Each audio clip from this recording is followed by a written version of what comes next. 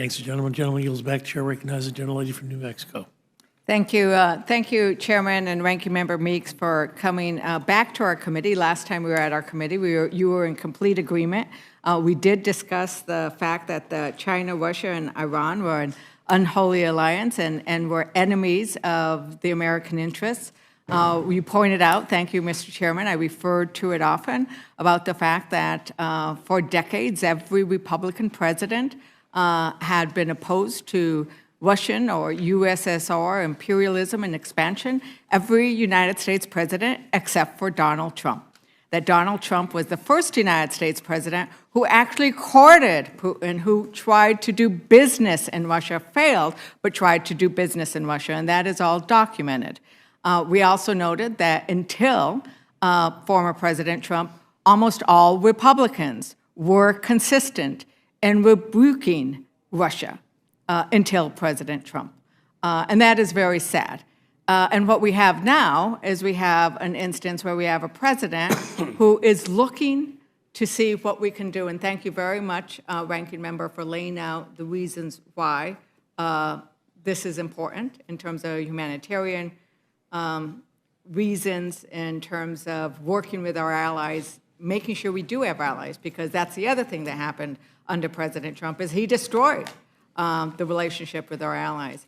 I don't have a whole lot more questions. I've read the bill. It sounds like, there are things that we won't be able to have people actually do their work. If this passed with Section 2, that you won't be able to pay the salaries or expenses of staff to actually analyze whether anything like this should or should not go through in the future. But I'm the last Democrat on this committee. We're outnumbered 94, as it should be, I guess, in the majority. So I'm going to give the time to you, Ranking Member. Let me just, because this whole idea of, and I don't know, people have forgotten, because you touched on it, it was Donald J. Trump that said he trusted Russia's intelligence over the United States when he was in Russia. It was Donald J. Trump who befriended Kim Jong-un, called him one of his best friends. It's one of that, one of those, that's what I love, wrote him love letters. That wasn't Joe Biden, that was Donald J. Trump. It was Donald J. Trump that said NATO had outlived its use and didn't need to exist anymore. That wasn't Joe Biden. Under Joe Biden, what I do see, NATO now is stronger than ever. Fact of the matter is, who would have thought that Finland and Sweden would become part of NATO, strengthening it? Under Joe Biden, that happened. It's Donald J. Trump that said something about the European and NATO, and European countries, that if they didn't do something, and Vladimir Putin wanted to do something to it, so be it.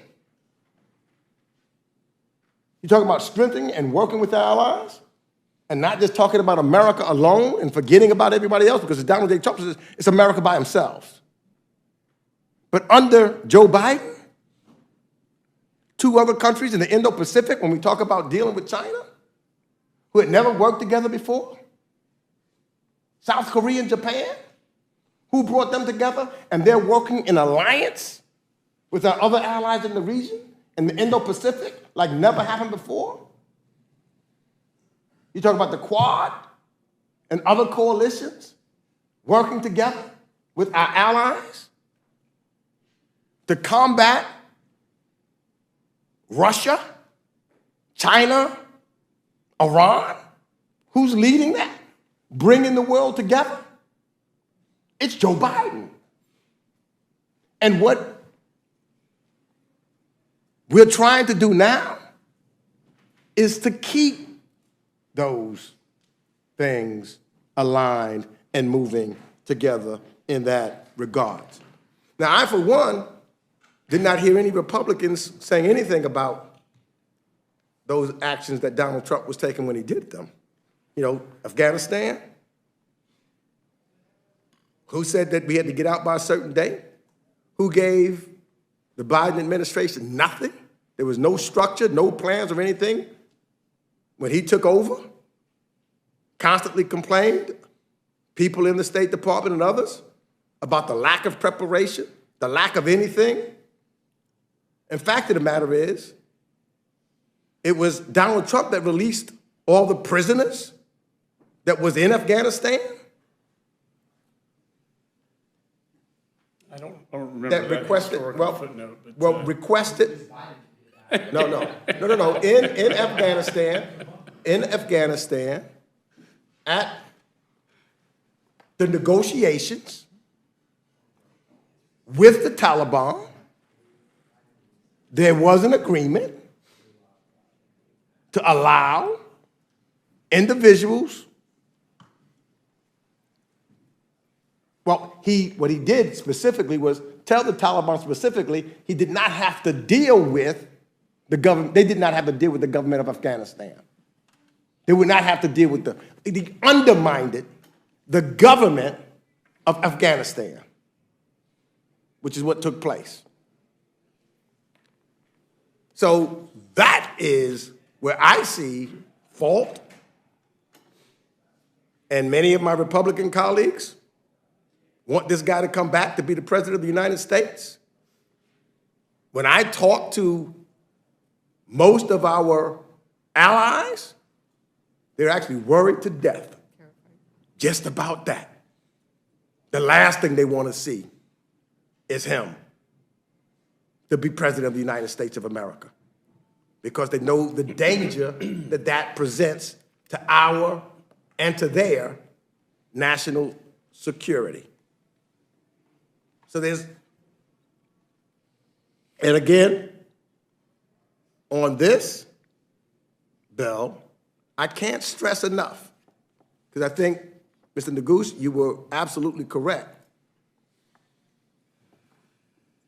We could do this markup on this particular bill on Thursday or Wednesday, whenever we're doing a markup. Ready to do it. Let's do that. We could do this in regular order. Regular order can be had. We can push things. If it's an emergency, we can make it more timely. If there's an issue in regards to getting witnesses, because I think that Mr. McCall and I can agree, it is important for the administration to have witnesses come testify before our committee. And if they refuse, then we should be together. I will guarantee you, if they refuse, we would be together and demanding that the administration appears before our committee. I have members on both sides, on my side of the aisle and his side, of both would benefit from such if we had these hearings called. So I thank the gentlelady for the time, but I don't want to have revisionist history. When you look at the work of Joe Biden, bringing people together, trying to work with diplomacy, not what Donald J. Trump did his 4 years as president, because that's why the people got rid of him in 2020 in the next election, because they did not like the leadership that he brought to the United States of America. Thank you, Mr. Chair. I yield back. Gentlelady yields back, Chair. Thank you.